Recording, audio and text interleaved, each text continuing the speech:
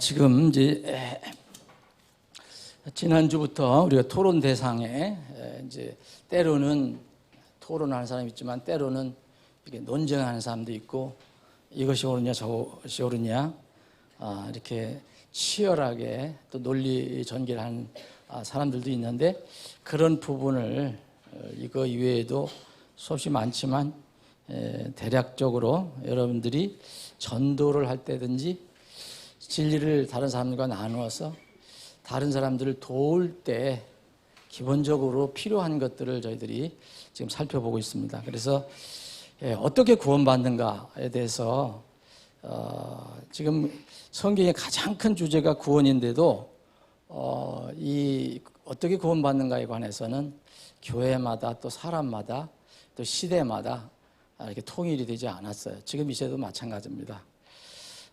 그래서 지난주에는 우리가 어떻게 구원받는 기본적인 내용을 봤습니다. 구원은 절대 선물이다. 은혜다. 믿음을 통해서 믿음이란 그 어떤 통로를 통해서 받는 하나님 선물이다라는 것을 살펴봤습니다. 이것을 믿지 않는 사람들이 있습니다. 일부러는 뭐 이렇게 형식적으로는 은혜로 구원받는다고 얘기하지만 또 내용을 들어가 보면 행위를 강조하고 또 지난주에 살펴본 것처럼 칼빈주의와 같은 어떤 예정, 선택을 더 강조하는 그런 것들이 지금도 남아 있습니다. 여전히 있습니다. 자, 그러면 이제 오늘 우리가 가지고 있는 우리 믿음의 기준, 어떤 토론을 하든 뭐 하든 간에 기준이 되어야 되는 우리 하나님 말씀에서는 그럼 구원의 방법에 대해서 어떻게 얘기하고 있는가 찾아보니까 이렇게 여러 가지로 표현이 되어 있다는 거예요. 87장을 그대로 봅니다. 지난주에 했던 거. 또 추가로 드린 자료도 있습니다. 참고로 가주시고 다음 주에 또 할 수 있으면 하고요. 대략 6가지로 이렇게 나눠봤는데 이것 말고 또 더 있는가 모르겠습니다. 자, 요한복음 17장에 주님께서 아버지께 기도하는 이 지상에 계셨을 때 하나님 아버지께 기도하면서 하신 말씀이 있어요. 그래서 거기 그 말씀을 근거로 해서 어떤 사람들은 아는 것이 하나님을 알고 아들 예수 그리스도를 아는 것이 구원이다, 영생이다. 그리고 또 어떤 경우에 보면 이렇게 깨달아서 구원을 받았다라고 표현하는 것도 있습니다. 또 우리가 잘 아는 요한복음 1장 12절 같은 경우는 그 어떤 인격죄를 이렇게 모시어 드리는, 그래서 영접하는 것이 구원이라고 표현합니다. 요한복음 3장 여러분 잘 아시는 그 니고데모 이야기는 다시 태어나야 하나님의 왕국에 갈 수 있다.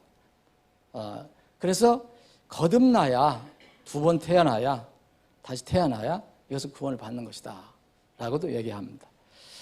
또 예수님께서 오셔서 제일 먼저 이 선포하신 것이, 공생에 제일 먼저 선포하신 것이 회개하라, 하늘의 왕국이 가까이 왔다라고 말씀하셨습니다.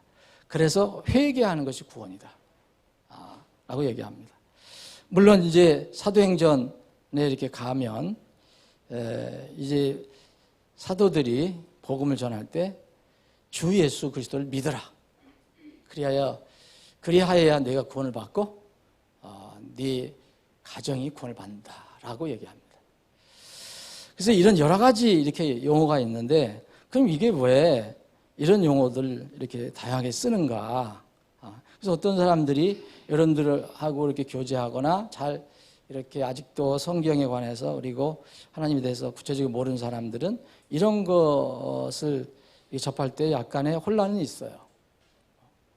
그래서 아는 것이 구원이냐, 깨닫는 것이 구원이냐, 영접하는 것이 구원이냐, 어떻게 해야 회개하는 것이 뭐냐 이렇게 질문하는 경우가 있습니다. 그래서 그 부분을 이제 좀 더 깊이 생각을 해보겠습니다. 자, 첫 번째 아는 것이 영생이라는 것은 요한복음 17장에 예수님이 아버지 하나님께 기도하는 장면이 나옵니다.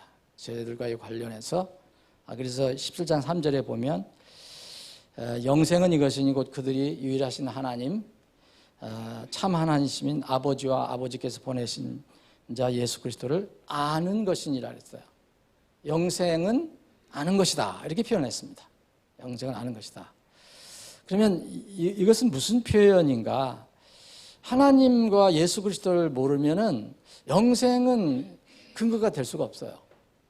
그래서 하나님 아버지와 그 아들을 보내신 아버지, 그리고 그 아버지가 보내드린 그 예수 그리스도를 아는 것이 이제 영생의 사실 출발점이다라고 말씀하십니다. 만약 이것이 단순하게 아는 것이 영생이다 그러면은 알고 구원 못 받는 사람들이 또 성경에 많이 나오거든요.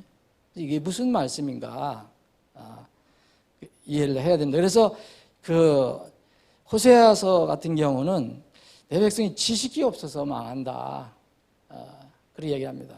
그래서 아는 것이 굉장히 중요하다. 아는 것은 왜 우리가 알아야 되느냐? 무엇을 우리가 어떤 대상을 확실하게 내 마음속에 믿음의 대상으로 모셔드리려면은 알아야지, 모르면 맹신이 돼버리잖아요. 그래서 아는 것이 영생의 기초다, 출발이다라는 표현으로 이해를 하시면 될 것입니다.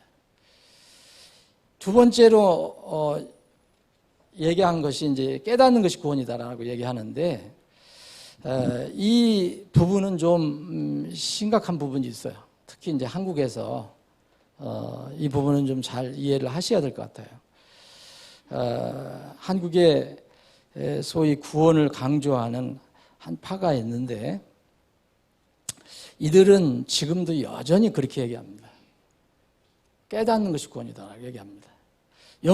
아주 더 심하게 얘기하는 사람들은 절대 영접이 구원이 아니다라고 얘기를 합니다. 깨닫는 것이 구원이다. 그래서 개인적인 어떤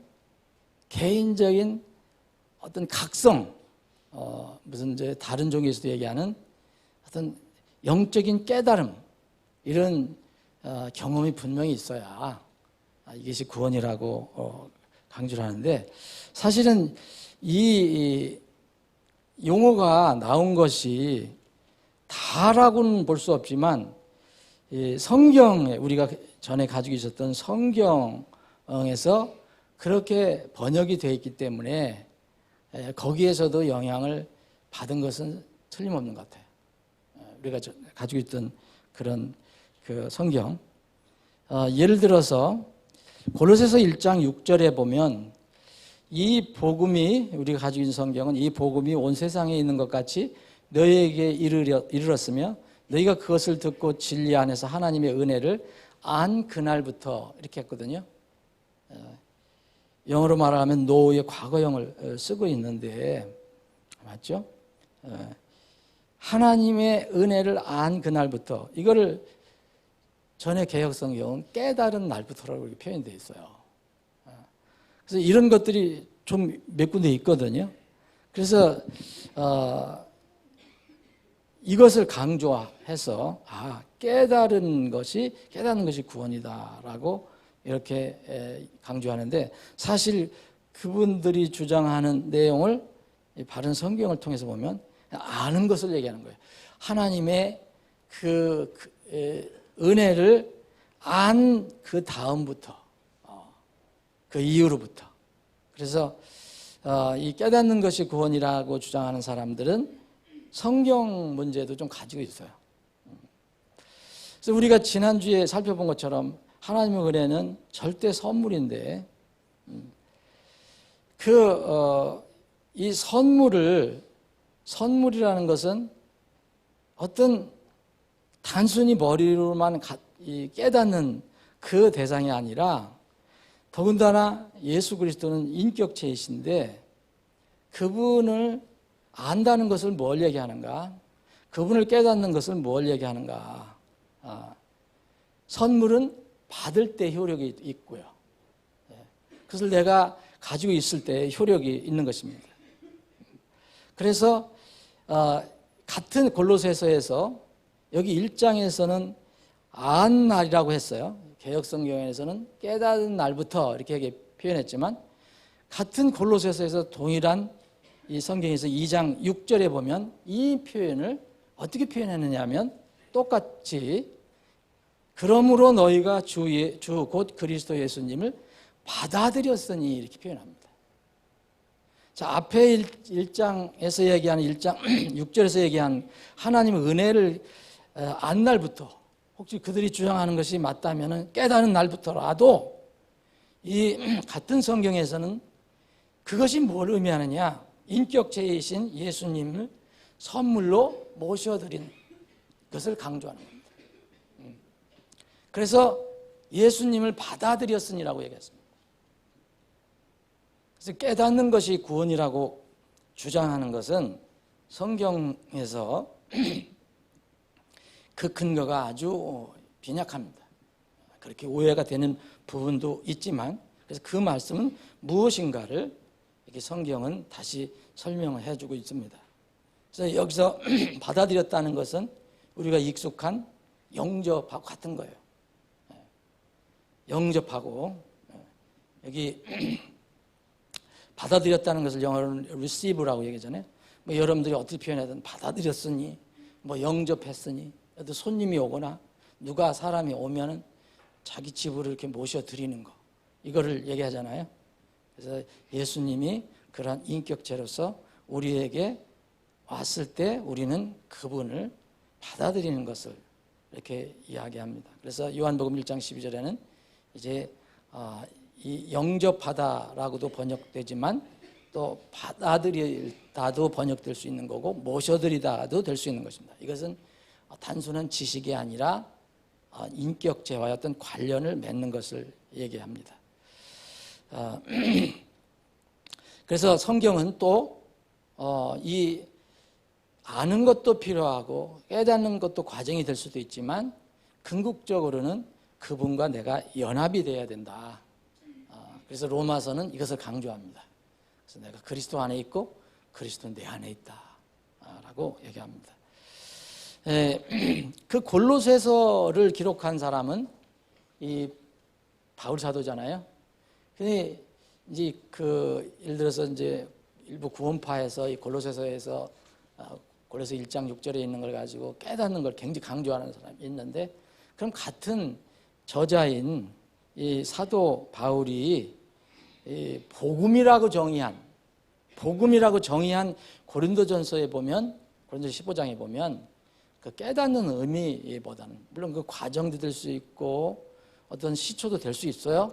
그런데 이 바울 사도가 복음을 정의한 것은 깨닫는 것하고는 좀 거리가 있습니다. 자, 그래서 고린도전서 15장에 보면 그 복음의 그 구성이 뭐냐? 그러니까 바울 사도가 너희들 고린도 이 지방에 살고 있는 너희들에게 선포한 것이 있는데 그것을 너희들이 헛되이 믿지 아니하였으면은 구원을 받은 건데 그 복음을 통해서 구원을 받은 것이다. 그래서 내가 또한 받은 것을 무엇보다 먼저 너희에게 전하였느니 그것은 곧 성경 기록대로 그리스도께서 우리의 죄들을 인하여 죽으시고 그럼 예수님을 안다는 것은 뭐냐? 단순한 하나님 창조주시며 하나님 아들이시다. 그런 것을 인지하는 존재만 인지하는 것도 좋은 일이지만 이거 스타트가 될 수 있지만 그것만으로는 구원이 완성이 되지 않습니다. 그분이 나를 위해서 뭘 하신 분이냐. 그래서 이걸 아는 것이 굉장히 중요하죠. 아는 것이. 그래서 우리가 교회를 수십 년 다녀도 예수님은 믿어라, 하나님 믿어라 그렇게 얘기해도 믿는다, 나는 믿는다. 그래서 다녔는데 나중에는 예수님과 나하고 어떤 관계에 있었냐 구체적인 거를 얘기하면 막연히 나를 위해서 돌아가셨다 이 정도도 들고 하지만 구체적으로 그 예수님이 오셔서 왜 죽으셨는가 그리고 왜 그 일을 마치시고 나서는 승천을 하시고 다시 오신다고 하셨나 이런 뜻을 자기가 깊이 모르니까 자기가 그것을 정말 깨닫지 못하니까 막연하게 그냥 모호한 상태에서 계속 신앙생활하는 사람이 너무 많은 거죠. 그런데 바울 사도는 얘기합니다. 성경 기록대로 그리스도께서 우리의 죄들을 인하여 죽으셨다. 예수님은 바로 그것을, 예수님이 어떤 분이냐, 그걸 아는 것이 중요하다는 거죠. 이런 것은 반드시 알아야 되죠. 그래서 아는 것이 영생입니다. 이런 거 아는 것이 영생의 시작입니다. 이런 것을 깨닫는 것이 구원입니다. 그런데 하나님의 선물인데, 선물은 예수 그리스도 자체니까 그 인격체의 관계를 연결하려면, 관련을 맺으려면 영접하는 방법밖에 없다는 거죠, 여러분. 영접하는 방법. 깨닫고 인지하는 것을 넘어서, 그것도 필요하지만. 그래서 골로새서의 기록자인 바울 사도가 내린 복음의 정의 똑같이 고린도전서에서 그렇게 표현했다는 것입니다. 그래서 우리가 지금 최소한 6개를 우리가 구원의 방법을 표시를 하고 있는데, 이런 것을 우리가 살펴볼 때 다 이것이 하나가 될 수 있는 거예요. 다 연결이 된 겁니다. 하나하나 독립된 것이 아니고 다 관련이 될 수 있어요. 이것을 이제 어떤 파에서는 딱 깨닫는 거 하나만 강조한 거 아닙니까? 그래서 그게 생긴 거예요. 우리나라에서 생긴 게 바로 그겁니다. 구원파는 깨달음으로부터 시작된 거예요. 그 사람들 오래전서부터 신앙생활 했던 사람이에요. 근데 어느 그 선교사가 이렇게 말씀을 전했을 때 우리에게 깨달음이 왔다. 이제까지 수십 년 동안 종교생활한 것이 그냥 헛것이었다. 그건 좋아요, 좋은데 이제 거기에서 문제가, 지나친 문제가 이제 나오게 됩니다. 그래서 지금 이 하나님의 은혜를 깨닫는 것, 알게 되는 것, 이런 것들은 결국은 인격체이신 예수님과 관련을 맺게 된다는 것을 얘기하는 겁니다.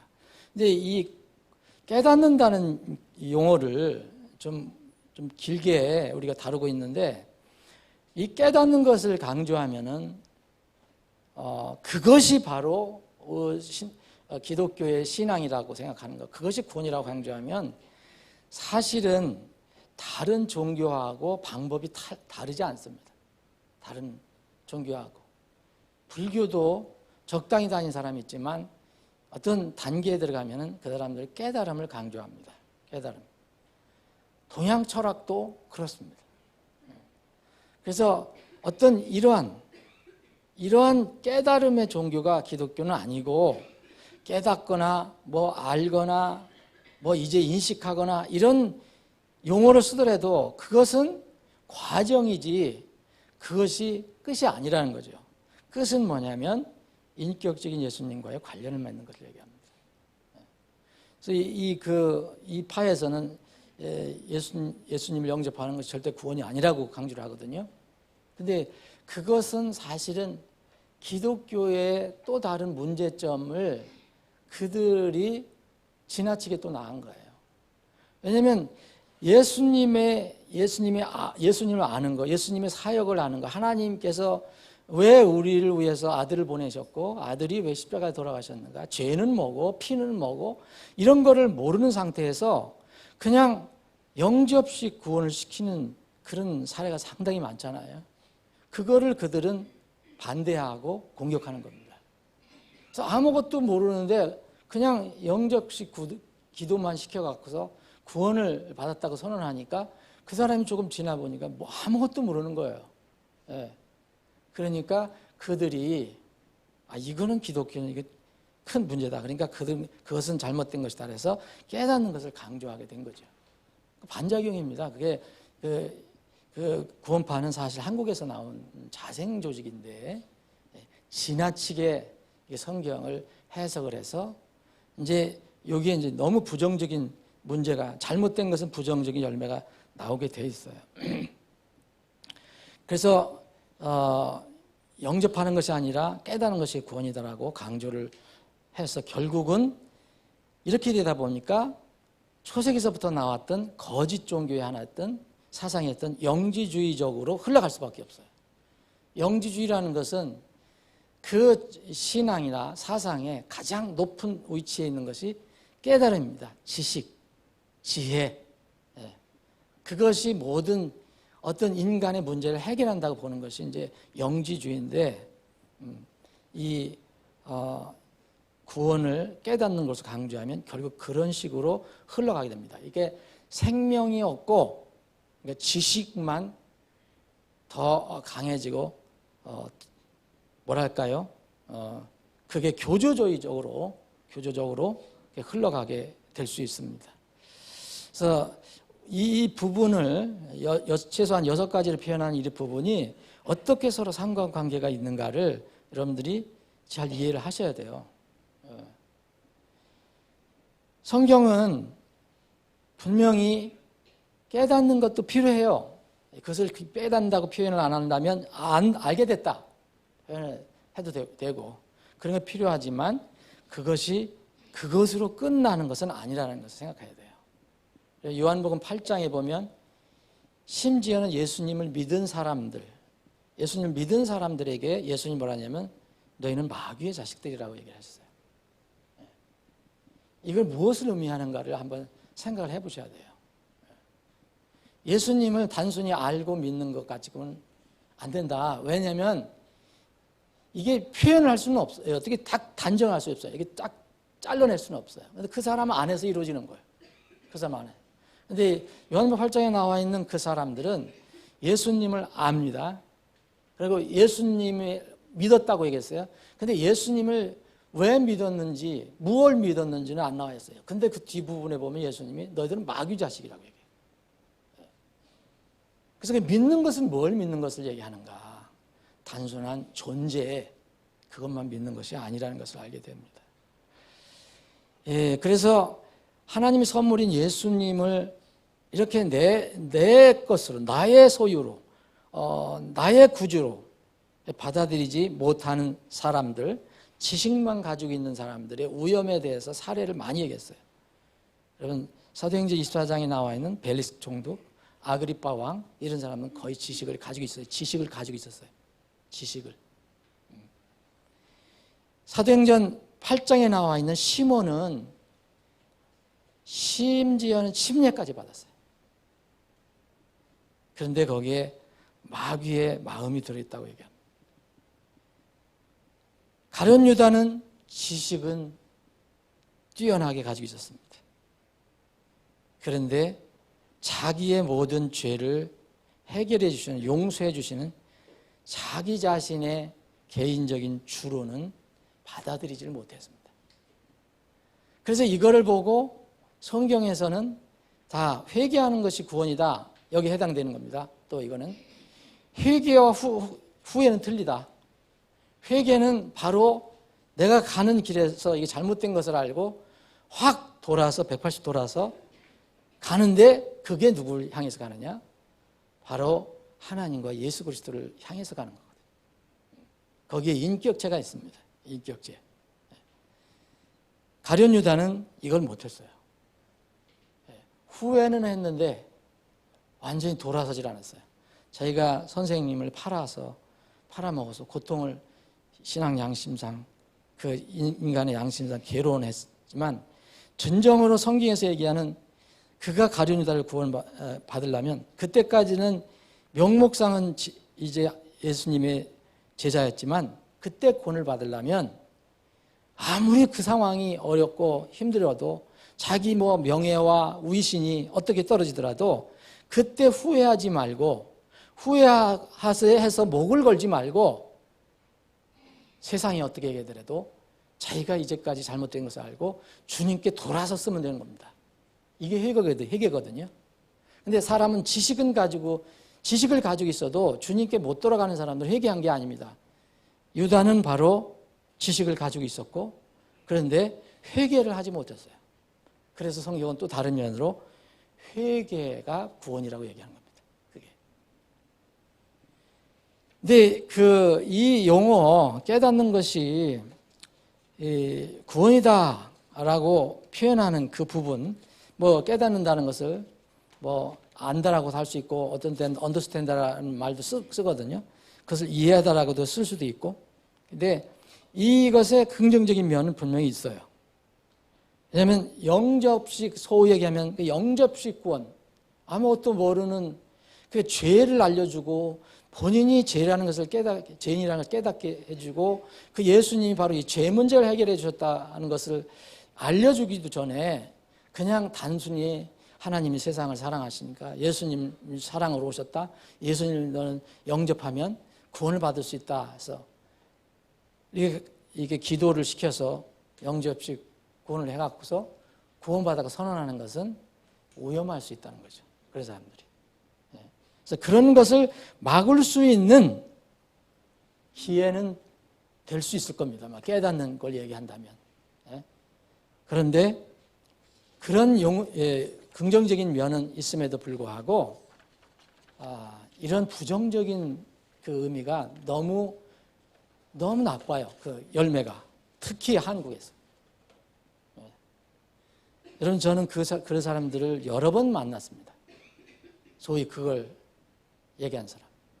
그래서 사실은 그게 하늘에서 새 것이 아니고 로마서 6장을 보면 5장하고 6장을 보면 어떤 사람들이 깨달아서 지식을 가지고 있어서 이렇게 주장하는 사람들이 있어요.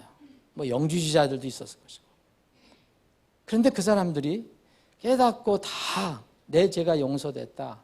바로 하나님께서 내 죄를 끝내주셨다라는 것만 깨닫고 무슨 문제가 있었느냐면 자기가 붙든 복음, 그 복음이 들어왔으면 자기 자신이 삶이 변화가 되는데 전혀 변화가 일어나지 않는 거예요. 그래서 바울 사도는 그런 사람들 보고 이제 로마서 5장 뒷부분 6장을 쓴 거예요. 그게 뭐냐? 이 어떻게 죄에서 구원받은 사람이 어떻게 구원받은 사람이 어떻게 죄와 더불어 똑같이 사냐? 이건 불가능하다라고 얘기를 한 겁니다. 그래서 침례를 얘기한 거예요. 로마서 6장에 보면. 침례는 단순한 의식이 아니고 물속에 들어갔다가 이건 내가 죽었다는 것을 의미하는 거고 올라오는 것은 내가 새 사람으로 살았다, 새 사람으로 되었다는 것을 강조하기 때문에 새 사람이 뭐냐? 새 사람. 새 사람이라는 것은 죄와 더불어 살지 않는 것을 알게 된 사람이죠. 그런 어떤 면은 능력이죠, 능력. 그래서 늘 우리가 이제 얘기하는 거지만 믿음이라는 것을 정의를 할 때 믿음은 지식만 얘기하는 게 아닙니다. 이것도 필요합니다, 믿음은.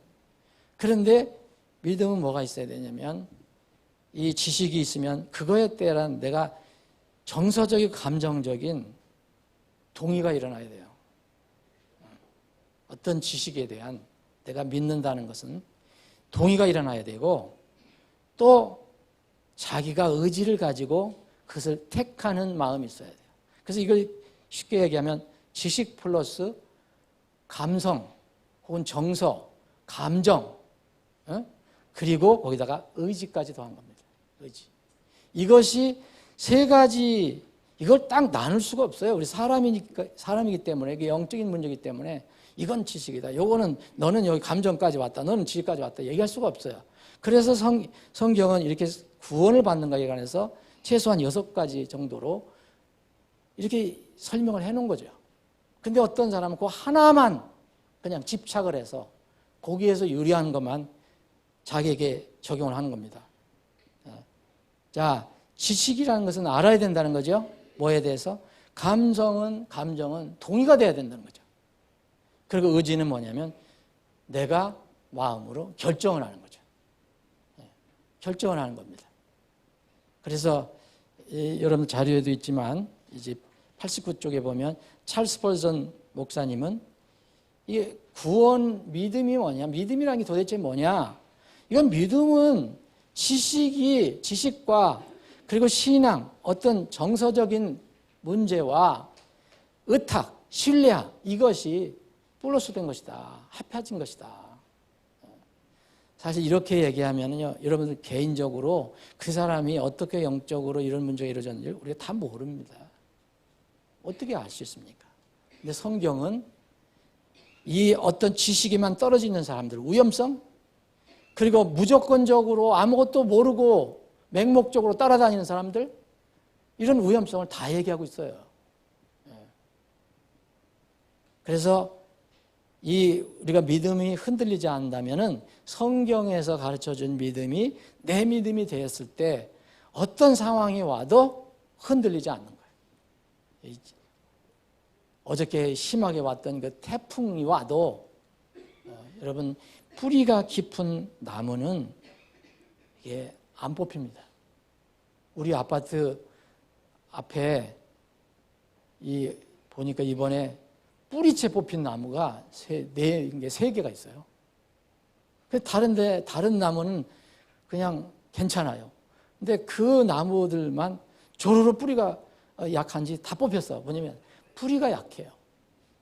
뽑힌 거 보니까. 여기 우리가 이 성경을 배우고 말씀을 배우고 교회에서 사역자들을 하나님께 세우신 그 이유가 뭐라 했습니까? 성도들을 세운다 그랬는데 어떤 상황에서도 어떤 교리 바람이 불어도 흔들리지 않게 한다고 그랬습니다. 그래서 성경은 이 구원이 우리가 기본적인 건데 깨달아야 구원받는다고 강조한 사람이 있고 아니 영접 기도 안 하면 구원 못 받는다고 하는 사람도 있고 별별 사람 다 있어요. 여러분들 구원에 관한 얘기를 들어가면은 근데 성경은 그것이 다 사실 같은 것인데 이쪽 방향에서 얘기를 한 거고 이쪽 방향에서 얘기한 것이고 그럼 다 같은 구원을 얘기한다. 그래서 성경은 받아들이는 것 이것도 중요하게 얘기하고 또 아는 것도 중요하게 얘기하고 왜냐하면 모르는 상태에서는 뭘 받아들일 수가 없잖아요. 그래서 이 받아들이는 것은 여러분 저기 자료도 있지만 지식은 머리예요. 분명히 머리입니다. 지식은. 그런데 그것이 지식이 가슴까지 내려와야 사실 이것은 구원이라고 볼 수 있는 거죠. 가슴까지 내려와야. 가슴, 심장. 그래서 우리가 마음으로 믿어 의에 이른다 하는 것은 머리로 믿어 의에 이르는 게 아니라 마음으로 믿어. 지식은 알아야 되는데 그것이 마음속에 있어야 된다. 이걸 뭘 얘기합니까? 로마 10장에 나와 있는 거. 마음으로 믿어 의에 이르고 입으로 신하여 구원에 이른다라는 것은 마음으로 믿는다는 것은 어떤 인격체와 나와 어떤 관련을 맺는다는 것을 이야기하는 거죠. 그래서 이런 표현 여러분들 한번 읽어보시면 좋겠는데 이 성경상에서 여러 가지 다양한 표현들이 나와 있어요. 어떤 때는 여러분 영어로 말하면 receive라고 하고 어떤 때는 accept라는 말도 쓰고 또 줄 때 받았다라고 얘기도 하고 준다도 얘기하고 받는다라는 얘기도 하고 그래서 비슷한 용어를 쭉 정리를 해드렸으니까 한번 찾아보시기 바랍니다. 어떤 경우는 하나님께서 이렇게 부르셨는데 내가 응답했다라고도 얘기하고 또 하나님께서 우리에게 명령하시지 않습니까? 너 생명수의 샘에서 값없이 취해라.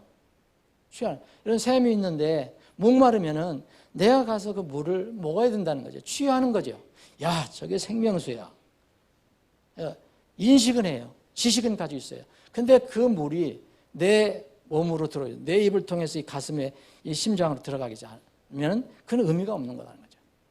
그래서 여러 가지 다양한 그런 구절로 성경은 기록을 하고 있습니다. 이것은 궁극적으로 구원은 죄사함 문제, 반드시 죄의 문제예요. 죄사함의 주인이 누구냐? 아버지께서 보내주신 예수 그리스도를 내가 내 개인의 구원주로 모셔드렸느냐 아니냐가 궁극적으로 이제 결론이 됩니다.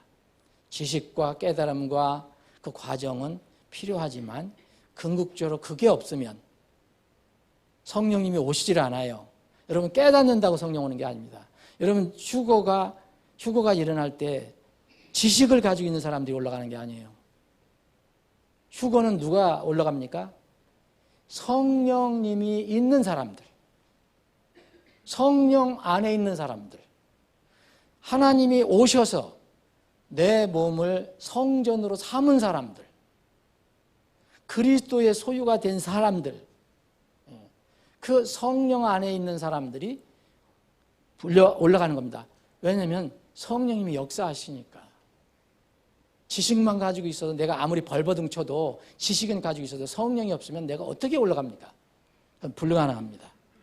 그래서 결론적으로는 무조건 영접 기도가 구원이라고 말씀드리는 게 아니라 중요한 것은 죄 문제다. 죄 문제. 죄 해결을 해주시는 분은 반드시 예수 그리스도밖에 없다. 그 예수 그리스도를 알고 그 복음을 알고 그 예수 그리스도를 내가 개인적으로 인격적으로 모셔드려서 연합이 됐느냐 안 됐느냐. 한번 연합되면 떨어지지 않습니다. 때로는 그 예수 그리스도의 마음을 이제 우리가 아프게 해드릴 수 있어도 절대 자식으로서 자녀로서 버림을 당하지는 않아요.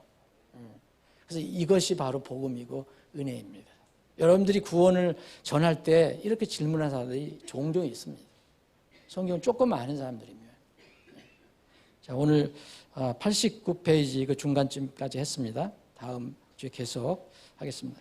아버지 하나님, 오늘도 저희들이 하나님 집에 모여서 하나님 말씀을 잠시 살펴봤습니다. 다시 한번 우리에게 구원을 베풀어 주신 하나님을 찬양합니다. 곧 주님께서 우리를 구원해 주신 주님, 우리를 십자가에서 우리의 죄를 다 해결해 주신 그 주님이 우리를 부르러 오실 때가 가까워오고 있습니다. 그 특권을 이미 누리고 있는 저희들, 오늘도 하나님 집에 모여서 마음껏 주님을 찬양하고 경배합니다. 우리 교회에서 뭐든 이루어지는 절차에 주님 함께해 주시고 오직 주님만 홀로 영광 받아 주시옵소서. 거룩하신 예수님의 이름으로 기도합나이다.